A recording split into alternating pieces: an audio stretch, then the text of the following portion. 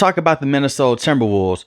The Timberwolves are currently down 0-1 against the Oklahoma City Thunder in the Western Conference Finals, and it's not a big deal. It's just one game. We saw them lose a game in the last series against the Golden State Warriors. They lost game one, and the same can be said against the Los Angeles Lakers. They won both of those series in 5 games.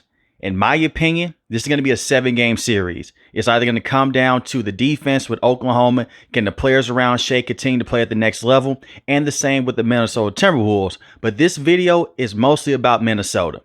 And yesterday's matchup, they had a 4-point lead going into halftime. Now, this was a bit concerning for Minnesota, but was also a very good thing. The positives, you had the lead going into halftime. The negative was this. This was a close basketball game. Shea was 2 of 12 at the time, and the defense of Minnesota was amazing, but the turnovers continued to hurt them over and over again, and that's what we saw in the second half. In the first half, Julius Randle was a superstar. He had 18 points. He had 28 points on the day, 8 rebounds, 1 assist. And when you look at playoff Julius this time around, he's been phenomenal. Anthony Edwards, 18 points, 9 rebounds, 3 assists. Early on into the game, he was aggressive as hell. He was getting to the paint at a high level. He tweaked his ankle, not so much in the second half. And he didn't do anything in the fourth quarter in terms of scoring, but that's okay. They play a good enough game to win on the offensive end. And I'm talking about Julius Randle here, and the same with Anthony Edwards. It's the pieces around them. And the reason why I'm not too concerned about this team right now in the current state with them going against Oklahoma. Look at what happened against the Golden State Warriors in game 1. They did not shoot that well from the field. But as the series progressed, they started to shoot better from the field.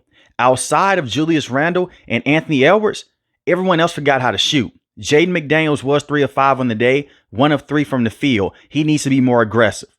Mike Conley, 1 of 5 from 3, 2 of 8 from the field. Dante DiVincenzo, who has not shot well this postseason, 3 of 14 from the field, 3 of 12 from the three-point line. Naz Reid, 1 of 11 from the field, 0 of 7 from 3, only had 4 points. Nickeil Alexander-Walker, his defense was tremendous, especially early on Shea.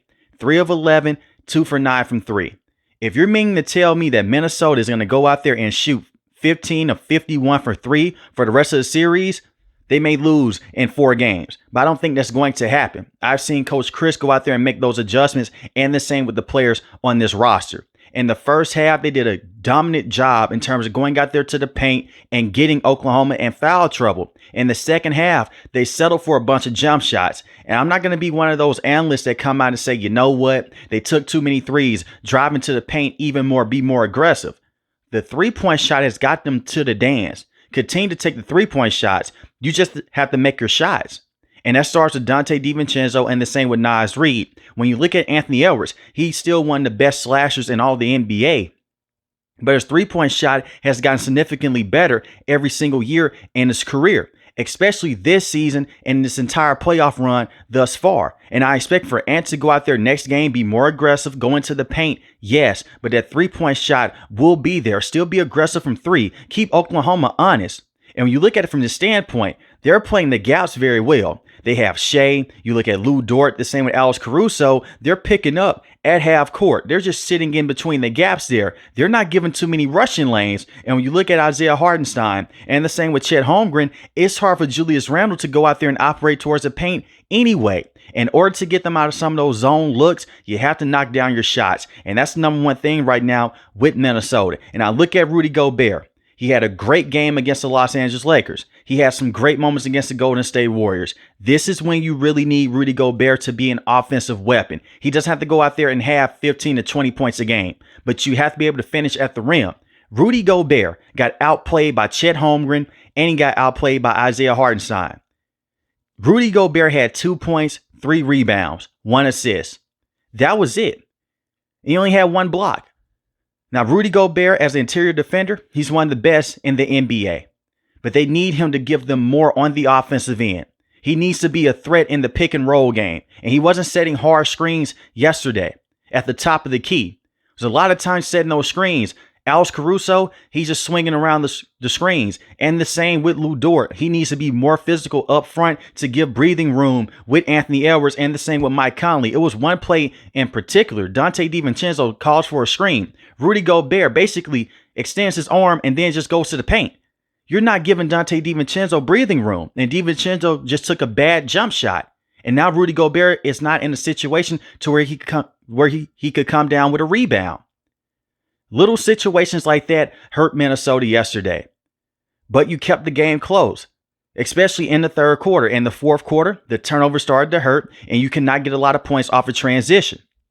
They had 0 points on fast breaks and only 20 points in the paint. Did they settle for some jump shots? Sure, but it doesn't bother me as much as it may bother other people. Minnesota, they'll figure things out, and I love their head coach. He's made a lot of adjustments in the past.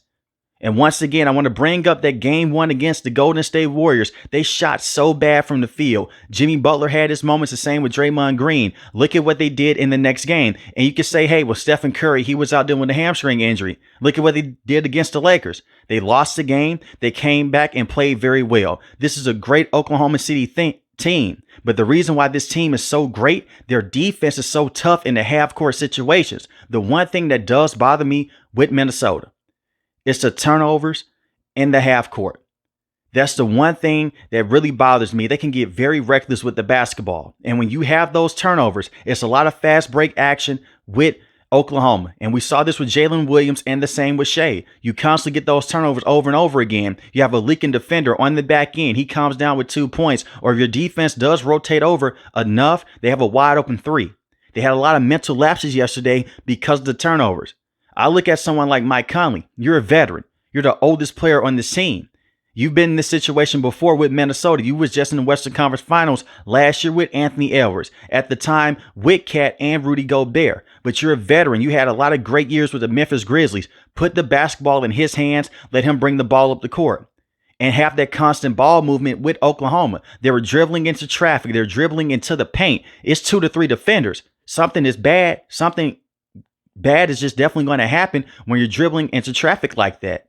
So you have to find a way to go out there, find the open man, and slow the game down. Don't play so fast against Oklahoma and don't get frustrated. And get some breathing room out there. But I look at the game plan with Julius Randle. It's been working fine so far. And the same with Anthony Edwards. Anthony Edwards was facing a lot of double teams yesterday. Julius Randle, he's calling for the ball. Give it to me. He's hitting a wide open three. He's hitting those contested threes as well. And you can't say it's just one of those moments he had a hot night. In every single series so far against the Lakers, against Golden State, he has been phenomenal for three. He's shooting 40% since he came back from his injury in the regular season from three. So Julius Randle, he can knock down that three-point shot at a consistent rate, and he can get to the rim.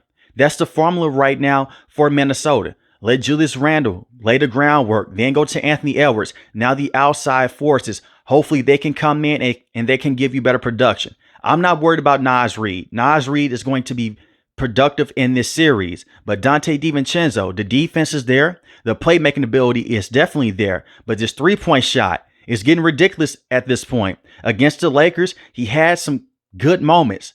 But Dante DiVincenzo was better off in the regular season than he's been in the postseason so far, which is very surprising considering the fact last year with the New York Knicks, he was phenomenal in the postseason for three. They need him to step up on the offensive end. And to kill Alexander Walker, the defense is definitely there. His shot needs to be better. And I look at Jaden McDaniels. Go out there and be more aggressive on the offensive end. I'm not saying that he has to be Anthony Edwards, he has to be Julius Randle. But go out there, find your own shots. And be aggressive. Don't just stand around and watch Julius Randle dribble the ball, and the same with Anthony Edwards. It wasn't that many opportunities yesterday for some backdoor cuts or for some lob actions. Create those actions.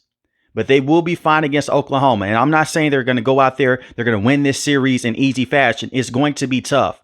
And as far as the defense for Minnesota, they played a pretty good game. They could have did some better things. And I know that a lot of Minnesota fans may say, we can't guard Shea. Every time we guard Shea, it's a foul. Shea is constantly driving over and over again. You're going to get some of those whistles. That's just the nature of the game. That was a situation with James Harden many years ago. But they did a terrific job of putting multiple bodies on Shea yesterday with Julius Randle, with Anthony Edwards, Nickeil Alexander-Walker. That's the game plan for Minnesota. Go out there, get the basketball out of his hands. And I look at Jalen Williams, make him have to step up over and over again. He's been very inconsistent in the playoffs so far. He's averaging 19 points a game. He had 19 points last night, but a lot of that was in transition. A lot of that came off of fast break opportunities because of the turnovers. We got to see them hold Shea 2 for 12 before halftime with multiple bodies, and Julius Randle did a phenomenal job of picking up Shea on multiple switches. That's what you want to do. So you have the defenders to go out there and guard him. When I look at Chet Holmgren, that comes down to the front court with Naz Reid and Rudy Gobert. Chet Holmgren has not been a superstar in the playoffs, but he's been good enough. He had 15 points and 7 rebounds. That 1-3 that he hit basically was a wake-up call for Minnesota to get out there and cover him over and over again. And Isaiah Hartenstein, he was their leading scorer within the first 5 minutes. I'm not worried about their front court going out there and averaging 15 to 20 points between Chet Holmgren and the same with Isaiah Hartenstein. But Alex Caruso, that was also a game changer that came off the bench for Oklahoma yesterday. He's the man that gave them a lot of problems on the perimeter. So go out there and have multiple screen looks. But they had the open opportunities yesterday from the corner threes with Naz Reid and the same with Dante DiVincenzo. So right now with Minnesota, it comes down to that defensive action, slowing down Shea, make other pieces still go out there and beat you. No disrespect to the Oklahoma team. But we've seen them in the past, especially against the Denver Nuggets. When you put a lot of pressure on Shea and when you have to have someone else go out there and step up, 9 times out of 10, it's a 50-50 game there. You put a constant pressure and put constant attacks on Shea, you're forcing someone like Alex Caruso to hit those timely threes, and the same with Lou Dort, and the same with Jalen Williams. I still like Minnesota in this series in a 7-game action, but we'll see what happens. But let me know in the comment section below how you feel about Minnesota and how do you feel about game 1 going against the Thunder. If you're new to the channel, hit the subscribe button. If you like the video, hit the like button. Most importantly, want each and every last one of you guys stay safe, stay positive. Thanks for the video, guys. God bless. Peace.